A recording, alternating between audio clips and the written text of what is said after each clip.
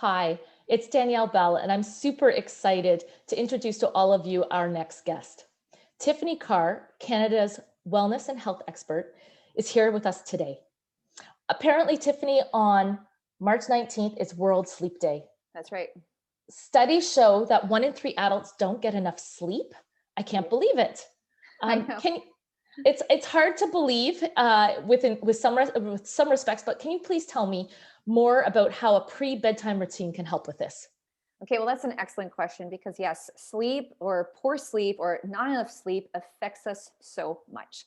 So, I like that you're starting off our conversation with this question because a pre bed routine doesn't have to be complicated.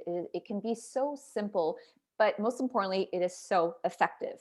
So, for people out there who this conversation resonates with, if you've been in that place where you just can't sleep or been having a hard time sleeping, especially in this period of the pandemic where things are at a high stress, I'm here and I want to be able to help you with these tips. So let's go straight back into the routine.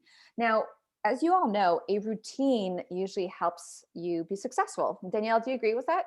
Absolutely. Yeah, so if you get into this habit of going to bed at night at the same time every night, your body gets used to it. If you wake up every morning at the same time, at one point you don't need that alarm clock anymore. Your body has an inner clock and it'll just know when to wake you up.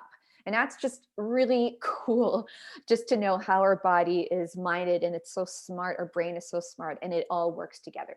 So having a pre-bed routine is the same idea. You're just kind of allowing your body to get into this place where gently, slowly, it just gets into this more peaceful state, and it just knows that we're getting ready to shut our eyes, to go to bed, to sleep, and just to make it the most restful sleep ever. This could be as simple, for instance, as out putting like a timer when or an alarm when it's time for you to start dimming those lights, or and maybe also putting a timer when it's time to create those hygiene moments for you. So those hygiene habits of taking a shower or brushing your teeth or whatever it is that you do before you get to bed.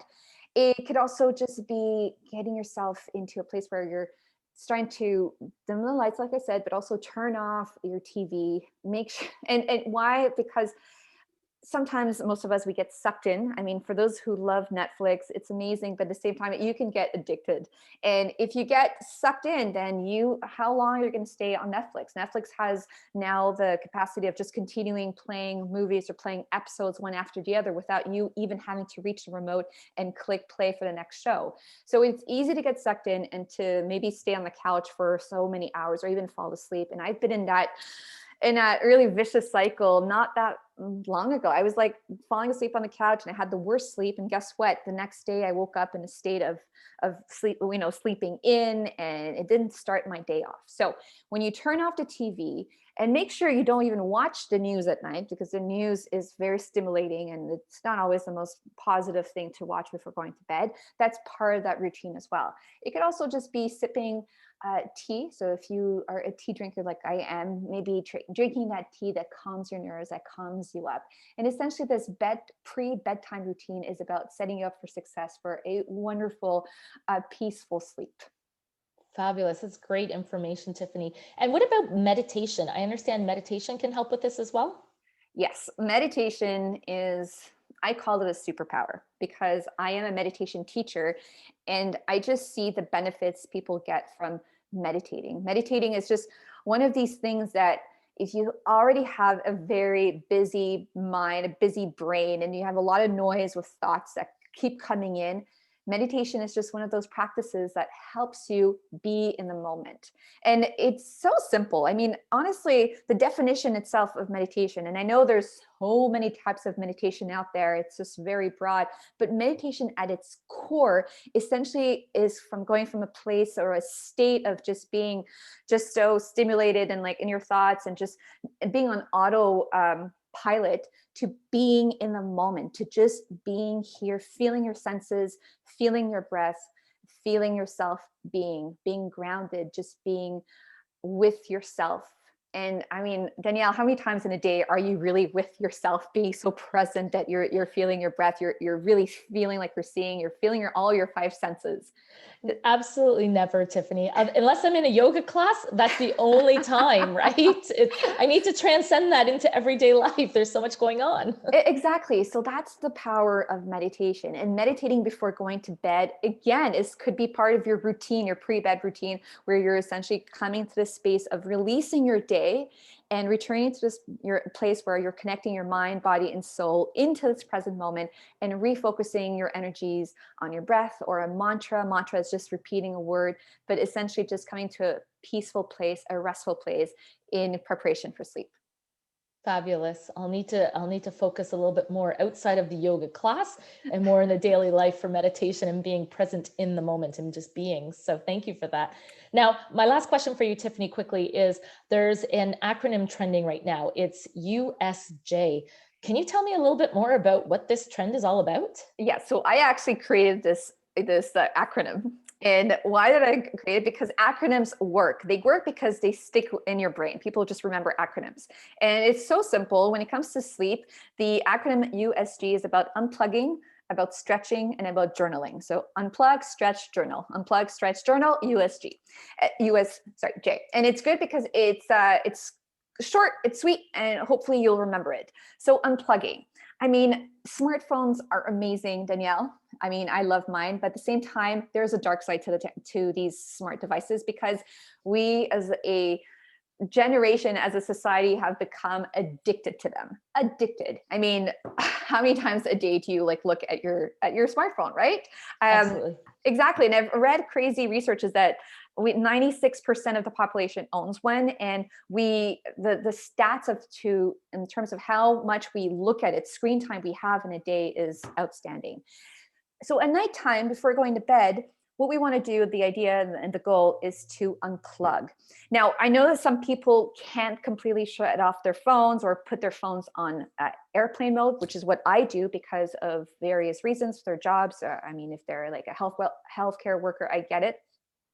But for everyone else, if you can, I would recommend that you put it on airplane mode or shut it off completely. And if you cannot shut it off, then turn off your notifications, because when you go to bed, the last thing you want is to be woken up by like a beep or, just a noise of some kind coming from your phone trying to notify you that someone liked your Facebook picture, because that is the worst way to get woken up, or and that's also the worst way of trying to fall asleep, because your conscious mind is still going to be geared and thinking about that, and that's not going to help you have a really deep sleep, and that's what we're all after, deep sleep as well. I mean, again, I love my phone, but the dark side is getting ready for bed. If you don't unplug it or you keep watching until like the last minute before you decide that it's time for you to close your eyes, our phones have really bright light, and there's like a blue light that's connected to our phones, and this causes a lot of mental stimulation. So we spoke about mental stimulation from the news. It's the same idea with your phones too. So that's why it's a good idea to turn it off, keep it away from you. You've had enough looking at your phone all day long. You don't need to look at it like half an hour, 1 hour before you go to bed. That's my advice with the unplug. The second is stretching. I mean, as a yoga teacher and as a Pilates teacher, and I mean, finally as a wellness instructor, that's one of the things that I've noticed from all my clients and students is the tension that we hold from stress in our upper body. So I'm talking about the shoulders and the neck, or even your hips. So the idea before going to bed, before you're getting ready to be in one position all night long, is to maybe have a few juicy, yummy stretches. So my juicy, yummy stretches are all about rolling my shoulders back with intention. So intentionally trying to release that tightness that's around this area, and maybe lift one arm to get that nice side body stretch, maybe doing the other side too. In fact, I recommend you do both sides. And then maybe a back bend where you're sliding your hands on your lower back, lifting your chest. You can do, even in standing, lifting one knee and just rotating that knee to get that nice hip stretch, so hip opener, doing it on both sides. And if you want more ideas on stretches that you can do, make sure you connect with me at tiffanie.carr, and I will be more than happy to share more. But these are just some simple stretches you can do before going to bed that eases and calms the body.